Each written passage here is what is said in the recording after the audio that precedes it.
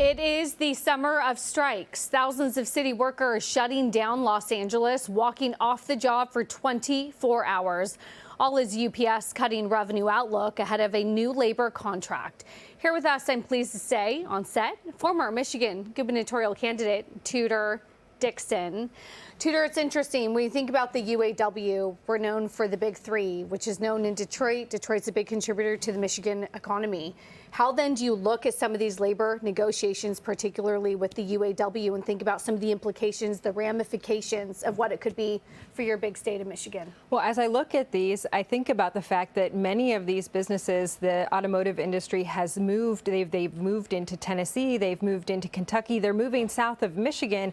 And look at these negotiations we're seeing with UPS. UPS is now looking like things are going to be more expensive. The company is looking like the stock is going down. It's going to struggle. This is just after we saw Yellow file for bankruptcy, Yellow Trucking, 22,000 jobs lost. And why? Yellow Trucking comes out and says they believe that it is because of the negotiations with the Teamsters, the same Teamsters that are negotiating with UPS and putting them in a precarious stock situation. Well, speaking of those Teamsters, the president was responding to the Yellow Trucking attorney blaming the unions for the company's bankruptcy. This is what he had to say.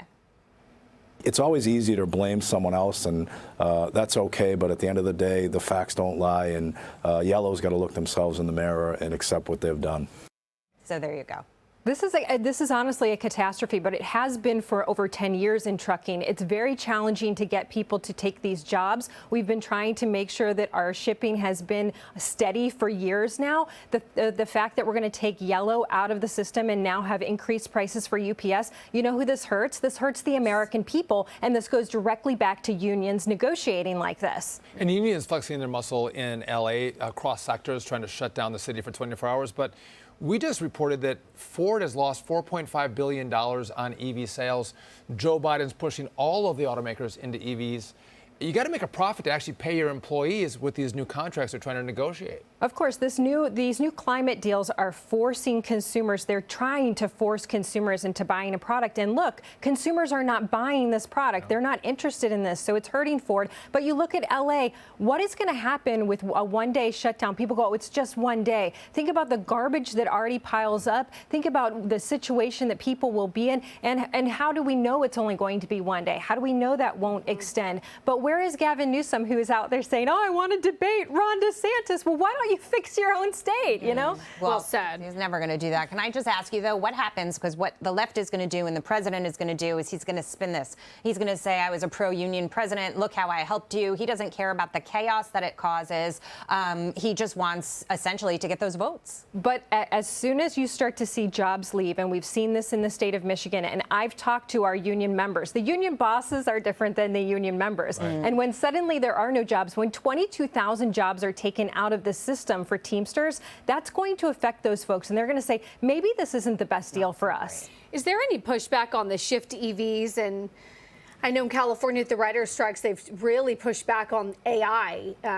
How do you balance technological revolution? You think about Ford, the great car, and of course the big disruptor, but then also protecting workers too from some of the technological advances that may take the jobs. Well, there certainly are groups that are saying, wait a minute, this is a whole new system. We're going to have a lot of our tier 2 and tier 3 suppliers that will shut down completely if we're not making the engines anymore. However, that's not a loud enough voice right now because those jobs haven't gone away and the consumers are not buying the EV vehicles. So as soon as that switch is over, I think we'll be seeing a lot more people stand up and say, well, wait a minute, we need our jobs back. We also don't want to be forced into these vehicles, but they haven't gotten to that point just yet. Tudor, I want to get your take on this because the GOP has this big night coming up. Mike Pence is reaching the donor threshold and qualifying for the first debate. So, Tudor, we'll all be tuning in to the Fox debate on the 23rd. Who are you watching? Who can make up the most ground in a debate, especially if Donald Trump doesn't show up?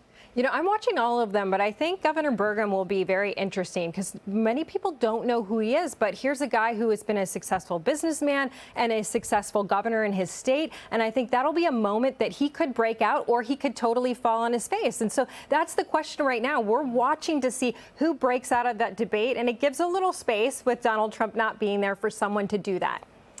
Well, Tudor, thank you so much for your time and perspective on a wide range of topics. Really appreciate you joining us here in person. Thank you. I appreciate it.